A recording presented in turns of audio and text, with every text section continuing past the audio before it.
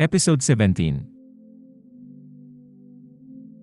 Top 10 Reasons Bakit Palaging Sablay Ka sa Buhay.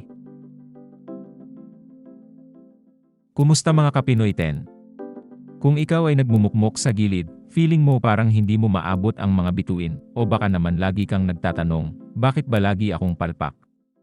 Huwag kang mag-alala dahil andito ako para sabihin sa iyo ang mga top 10 reasons kung bakit tila hindi umaarangkada ang buhay mo.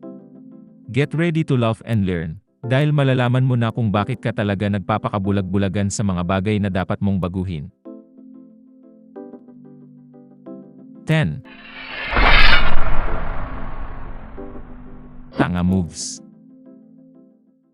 Una sa ating listahan ay ang mga tanga moves.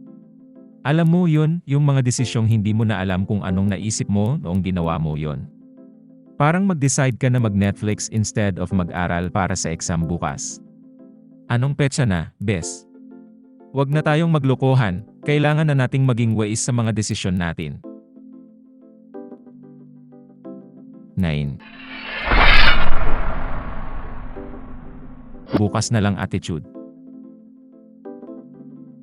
Aminin na natin na minsan na rin tayong one more episode na lang sa K-drama, tapos biglang na-realize mo, bukas na pala ang deadline ng project mo. Lagi nating sinasabi, bukas na lang.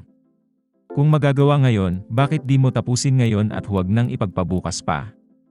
Kaya simulan na ang pagkilos ngayon. 8. Perfectionist Syndrome. Ayun na nga, ang perfectionist syndrome. Lagi mong gusto na perfect ang lahat. Ayaw mo ng mali, kaya minsan hindi mo na nagagawa ang mga bagay dahil natatakot ka na baka mali.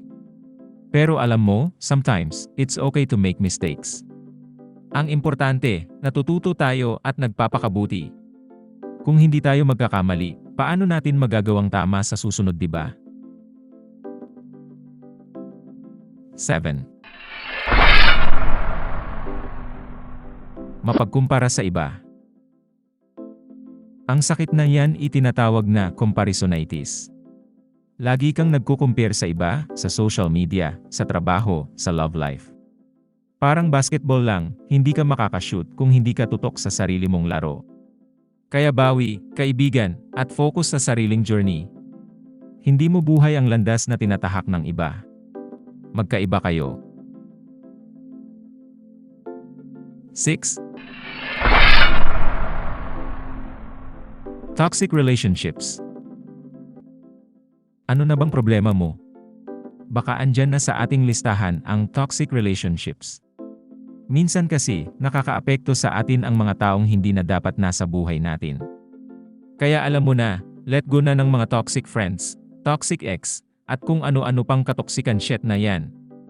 Clear everything. Reformat your life whenever needed. 5. Fear of failure. Takot sa pagkabigo, o ang tinatawag na fear of failure. Alam mo, hindi mo malalaman ang tamis ng tagumpay kung hindi mo mararanasan ang pait ng pagkatalo. Kaya, huwag matakot mag-fail, dahil sa bawat pagkalagapak, may aral na pwedeng dalhin sa susunod mong pagtahak sa buhay.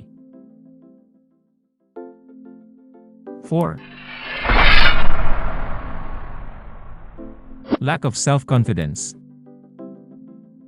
Kulang sa tiwala sa sarili, o ang tinatawag na lack of self-confidence. Paano ka naman aasenso kung lagi kang kinakain ng kaba at takot? Isipin mo, ikaw ang pinaka-unique na nilikha ng universe, so dapat ipagmalaki mo yan. 3. Excuse Factory.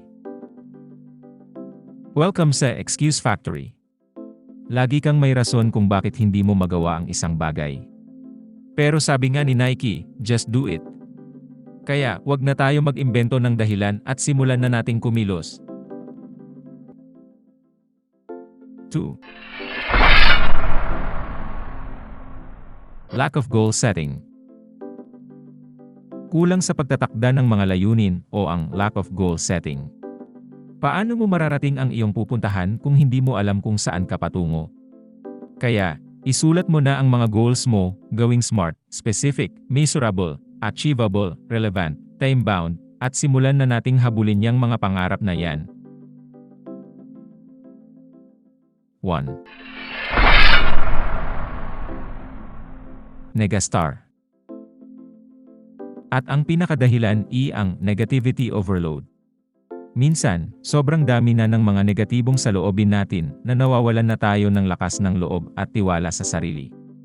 Pero tandaan mo, ang mundo ay puno rin ng mga magagandang bagay. Kaya't palitan na natin ang negatibong mindset sa positibong outlook sa buhay. Paano gaganda ang buhay mo kung puro kanegatibuhan ang iniisip mo?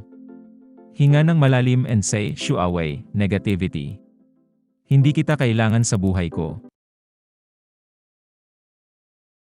At yan nga mga Kapinoy 10 ang ating mga top 10 reasons kung bakit minsan, parang palaging sablay ka sa buhay.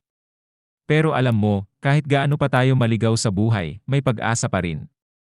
Hindi hadlang ang pagkakamali sa ating pag-angat. Ang importante, natututo tayo mula rito, at patuloy na bumabangon. Kaya naman, bago pa tayo magtapos, gusto ko lang sabihin sa'yo na kaya mo yan.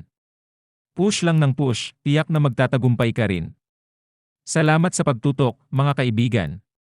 Hanggang sa susunod na video. Don't forget to hit like, comment and subscribe.